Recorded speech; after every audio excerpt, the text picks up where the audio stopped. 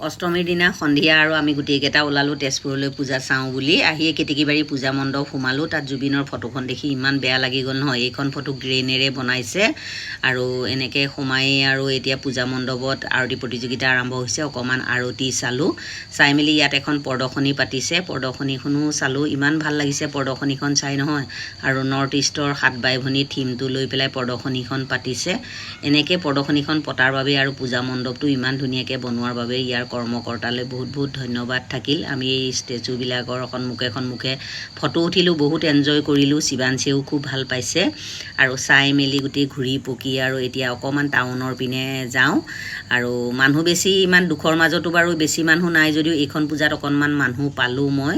আৰু এতিয়া টাউনত আহি শিৱাংশীয়ে খেলা বস্তু কেইটামান ল'লে, লৈ পেলাই ফুচকা খোৱা হ'ল। সিহঁতে ফুচকা খোৱা দেখি মোৰো খাবলৈ মন গ'ল, ময়ো ফুচকা খালোঁ।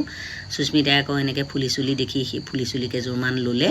লৈ মেলি আৰু ৰাতি এতিয়া 10:30 বাজিলে। মন পচনে ষ্টল লগাইছিলে ৰাস্তাৰ কাণতে গৰম গৰম চলে ভটুৰে। এতিয়া চলে ভটুৰেকে খাই ল'লোঁ। ঘৰত গৈ ভাত নাখাওঁগৈ আৰু এনেকৈ ৰাস্তাই ৰাস্তাই ভাল ভাল দোকানবিলাকে ষ্টল লগাইছে। আৰু এই তাৰ কাষৰে দুখনমান পূজা মণ্ডপত সোমাই চালোঁ। চাই মেলি আৰু এতিয়া ৰাস্তাই ৰাস্তাই পূজা চাই চাই ঘৰলৈ গৈ থাকোঁ। ৰাতিও বহুত হ'ল। আজিৰ ভিডিঅ'টো ইমানেই। আজিৰ ভিডিঅ'টো কেনে পালে জনাব। ভাল পালে লাইক, কমেণ্ট, ছাবস্ক্ৰাইব, শ্বেয়াৰ কৰি দিব।